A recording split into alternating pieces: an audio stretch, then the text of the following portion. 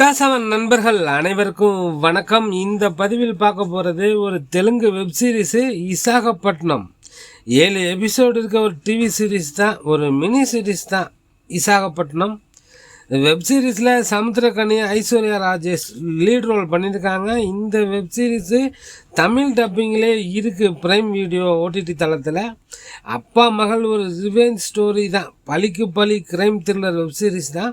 சுருக்கமாக இந்த கதையை பார்த்தோம்னா, ஒரு போர்ட் டவுனு, துறைமுக நகரம், துறைமுகத்தை மையமாக வைத்து இயங்கக்கூடிய ஒரு நகரம். அங்கே சமுத்திரக்கனி நாயுடுங்கிற பேரில் கேங்ஸ்டராக இருக்கார். ஒரு ரவுடி தாதா, குட்டி குட்டி ரவுடிகளுக்கெல்லாம் தலைவர் நாயுடு. நாயுடு பேரை சொன்னால் ஊரே நடுங்குது, அவ்வளோ பெரிய அப்பா டக்கரு.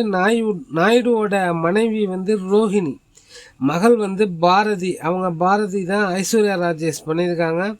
அவங்க ஒரு என்ஜிஓவாக இருக்காங்க, பொதுநல ஆர்வலர், சோசியல் சர்வீஸ் பண்ணுறதுன்னு ஊருக்குள்ளே கொஞ்சம் நல்ல பேர் கதாநாயகி ஐஸ்வர்யா ராஜேஷ்க்கு.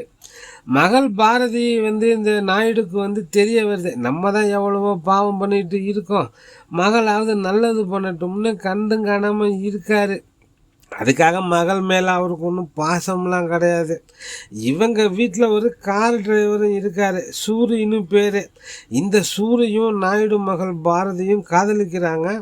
காதல்னது இது ஏதோ காதல் கதைன்னு நினைக்க வேணாம், முழுக்க முழுக்க க்ரைம் மூவி தான், குற்ற சம்பவங்கள் தான் படம் சீரீஸ் முழுவதும்.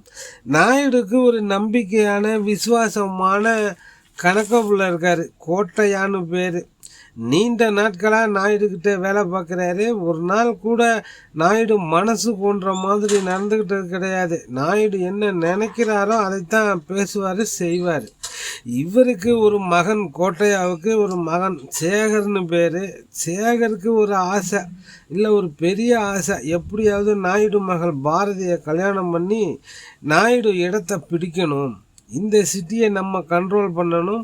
அதுக்கு நாயுடுவோட நம்பிக்கையை பெற்று எம்எல்ஏவாகி நாயுடு மகளையும் கல்யாணம் பண்ணிட்டோம்னா அப்புறம் இந்த சிட்டி நம்ம கண்ட்ரோல் தான் அப்படிங்கிறது தான் கணக்கப்புள்ள மகன் சேகரோட லட்சியமாக இருக்குது. இந்த லட்சியத்தில் அவர் 50% தாண்டிட்டார். கிட்டத்தட்ட நாயுடுவோட ரைட் ஹேண்டாக வலம் வர்றாரு. அந்த ஊரில் யார் கவுன்சிலர், யார் மெம்பருங்கிற தீர்மானிக்கிற இடத்துல இருக்கார், யார் ஜெயிக்கணும் யார் தோக்கணும்னு பஞ்சாயத்து யூனியன்லலாம். இவர் சேகருக்கு நாயுடு மகள் பாரதி காதலிக்கிறாங்க. அவங்க ஏற்கனவே சூரியன் ஒருத்தரை காதலிக்கிறாங்க. இவர் கணக்கப்புள்ள மகன் சேகரையும் காதலிக்கிறாங்க, இல்லை காதலிக்கிற மாதிரி நடிக்கிறாங்க. இவர் சேகர் நினச்ச மாதிரி தான் காரியங்கள் எல்லாமே நடக்குது. இதுக்கு நடுவில் நரேஷ் அகஸ்தியானு ஒரு ஆட்டோக்காரன், அவருக்கு அந்த ஊரில் கவுன்சிலர் ஆகணும்னு ஆசை. கவுன்சிலர் ஆகி அவங்க ஊருக்கு நல்லது பண்ணணும்னு நினைக்கிறாரு நரேஷ். நாயுடுவை மீறி எப்படி ஒரு தருணத்தில் நாயுடுவே ஒத்துக்கிறாரு, உன்னை கவுன்சிலர் ஆக்குறேன்னு. ஆனால் அவரோட அடிப்பூடிகள் சில்லற பயல்களுக்கு ஒத்துக்க மாட்டேங்கிறாங்க, பிடிக்கல. புதுசாக வந்தவனுக்கு கவுன்சிலர் சீட்டா, அப்போ நாங்கள்லாம் இத்தனை வருஷமாக இங்கே என்ன பிடிங்கிட்டா இருந்தோம் அப்படின்னு நாயுடு மேலே கோவப்பட்டாலும் அவரை எதிர்த்து ஒன்றும் பண்ண முடியாது இல்லையா. அதனால் அவர் இந்த ஆட்டோக்காரனுக்கு சீட்டு கொடுக்கக்கூடாதுங்கிறதுல உறுதியாக இருக்கா இந்த சேகரம். அந்த ஆட்டோக்காரன்ட்ட சில பேர் நாயுடுவோட ஆள்கள் போய் சில பேர் உரண்டை இழுத்து மாமூல் கேட்டு பிரச்சனை பண்ணி அது பெரிய தகராறில் போய் முடியுது. இப்படி ஆட்டோக்காரனுக்கும் நாயுடுவுக்கும் தீராத பகையே உண்டாயிடுது. நாயுடு ஆட்களால் அந்த நரேஷ் அவங்க குடும்பத்துலேயுமே உயிர் சேதமும் ஏற்படுது. 15 வருஷத்துக்கு முன்னாடி நாயுடு அந்த ஊருக்கு கூலி வேலைக்கு வந்தவர் தான்.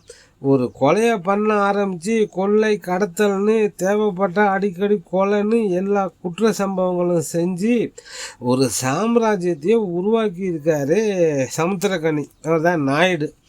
இப்போ இந்த இடத்துக்கு பல பேர் போட்டி போடுறாங்க. அதில் நாயுடுவோட மகளும் இருக்காங்க. அடுத்த டானா இந்த ரவுடி கும்பலுக்கு தலைவராக யார் வரணுங்கிறது தான் இந்த சீரீஸோட மொத்த கதை. அடுத்த டானா நம்ம தான் ஆகணும், நாயுடு இடத்த பிடிக்கணும் அப்படின்னு ஆசைப்படுறாங்க நாயுடுவோட மகள் பாரதி வரைக்கும். இந்த கதை இன்னும் முடியல. சீசன் 2ல் தான் இன்னும் பல சம்பவங்கள் இருக்குது. சீசன் 1ல் நாயுடு கதை முடிஞ்சது, அதோடு நிறுத்திருக்காங்க. இந்த சீசனில் நாயுடுவோட கதை முடிஞ்சிடுது. கதாநாயகிக்கெலாம் வேலையே இல்லை, எல்லோருமே வில்லன்கள் தான். நாயுடுவின் நோக்கம் என்ன? அவர் எதை நோக்கி போகிறாருன்னு புரியல. தன்னை விட வயதில் மூத்த ஒருவருக்கு தன் மகளை திருமணம் செஞ்சு வைக்கிறாரு. அதெல்லாம் ஏன்னு தெரியல. இன்ஸ்பெக்டராக சுனில் வர்றாரு, வர்மான்னு பேர். அவர் கேரக்டரில் ஒரு ட்விஸ்ட் இருக்குது. அவரும் நாயுடு வேட்டைக்கு தான் அந்த ஊருக்கு ட்ரான்ஸ்ஃபர் வாங்கிட்டு வந்திருக்காரு. முழுக்க நாயுடுவான சமுத்திரக்கனியை சுற்றி தான் இந்த கதை நகருது. சமுத்திரக்கனியின் நடிப்பு வேறு லெவல், சும்மா மிரட்டி விட்டுருக்காரு.